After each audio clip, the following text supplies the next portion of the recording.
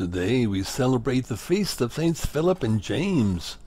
James, son of Alphaeus. We know nothing of this man except his name and, of course, the fact that Jesus chose him to be one of the 12 pillars of the new Israel, his church. He is not the James of Acts, son of Clopas, brother of Jesus, and later Bishop of Jerusalem, and the traditional author of the letter of James.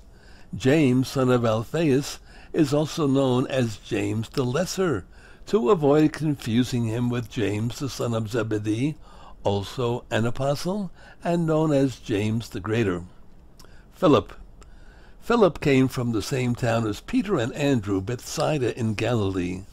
Jesus called him directly, whereupon he sought out Nathanael and told him of the one about whom Moses wrote. Like the other apostles, Philip took a long time coming to realize who Jesus was. On one occasion, when Jesus saw the great multitude following him and wanted to give them food, he asked Philip where they should buy bread for the people to eat. St. John comments, Jesus said this to test him because he himself knew what he was going to do. Philip answered, 200 days' wages worth of food would not be enough for each of them to have a little bit.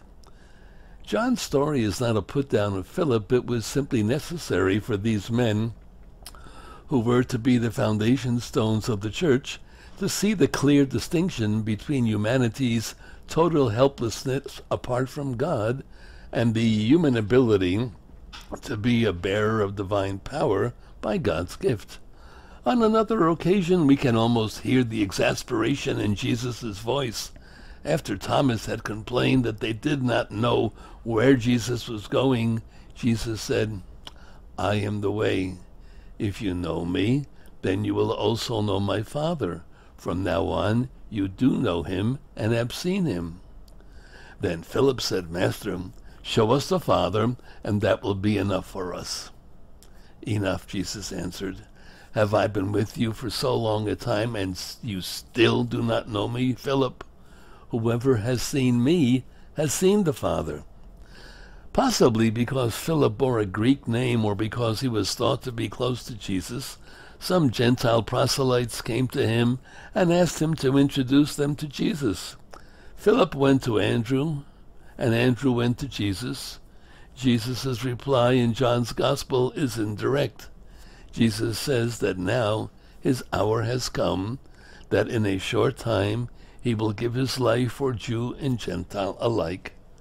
Saints Philip and James, we have their bodies in our Basilica of St. in Rome, the only basilica with the remains of 2 apostles.